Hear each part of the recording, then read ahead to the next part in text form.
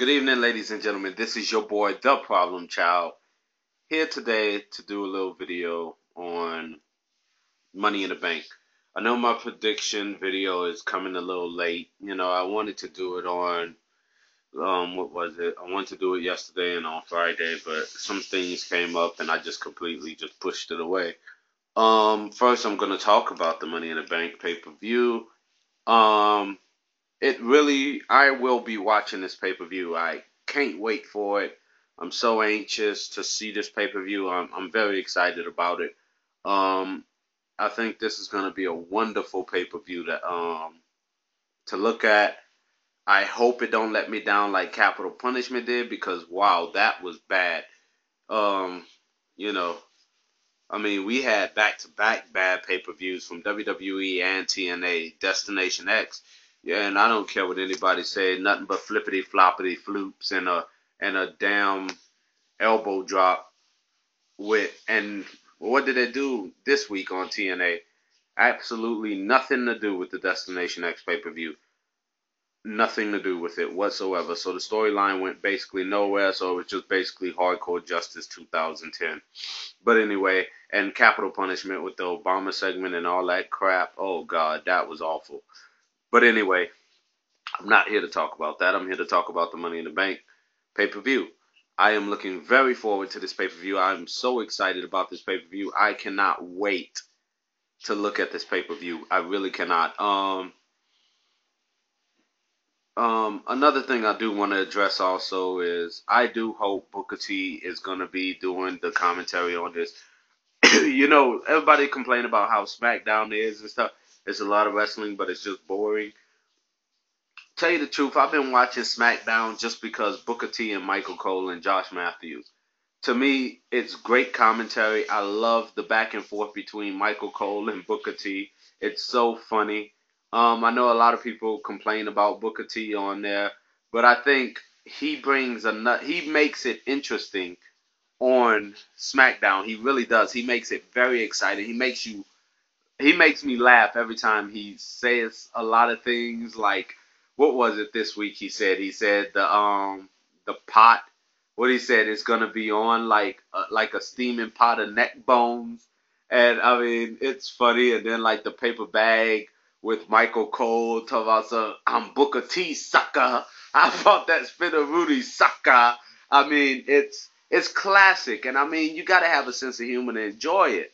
If you and that's the thing. You want commentary, and it's like that in football and basketball. You want commentary that keeps you interesting.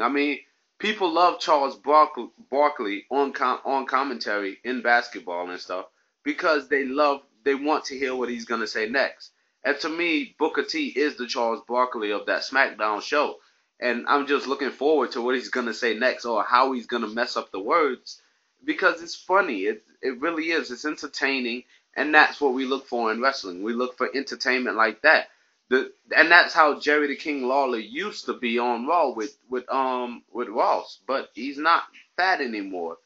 He really isn't. And Booker T could take over that spot and be the new Jerry the King Lawler. So again, all these people that goes down on Booker T, F you, because Booker T is great, and I hope he stays on commentary in that company for years to come. So shout out to Booker T. You always been one of my top wrestlers, and you are in my Fave 5 this week. Anyway, back to the Money in the Bank pay-per-view. I'm going to talk about the Money in the Bank matches, who's in, who's not. First off, I'm going to go with the SmackDown one. You got Daniel Bryan, Sin Cara, Wade Barrett, Heath Slater, Justin Gabriel, Kane, and Cody Rhodes. My opinion, I wish that I could have seen Ted DiBiase in this. I really do. I really wish, because I wish that they would turn Ted DiBiase into a face and make him finally get over with the crowd, because people love Ted DiBiase out there. There's a lot of fans of Ted DiBiase, and I think Ted DiBiase can go to the top. Be honest with you, I think he's a better wrestler than his father is, and that's me giving my opinion about that. As much as I love the $1 Million Man, but I really do think that he is much better than his father is in the ring.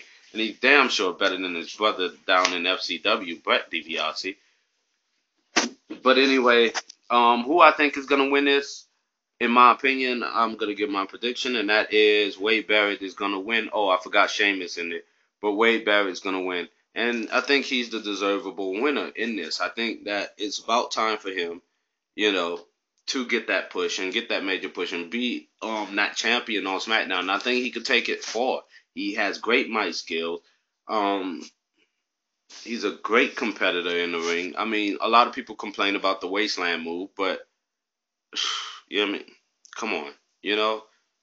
I mean, let's be honest with ourselves. The rock bottom was just somebody picking him up and slamming him. So I mean, it's no big deal. I mean, wasteland. I think it takes more effort than the rock bottom, in my opinion.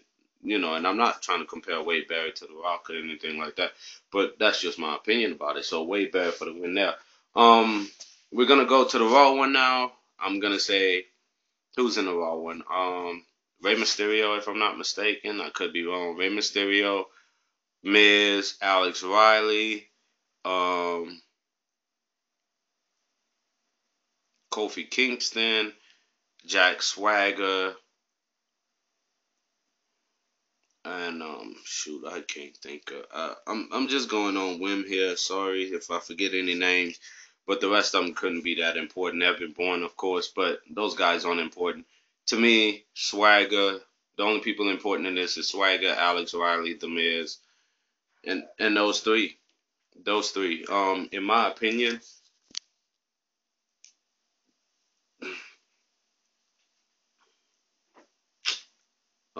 I'm gonna have to say, Jack. I'm gonna. Oh man, I don't. Would it be nice to see Jack Swagger win that title again? Um, Alberto Del Rio also.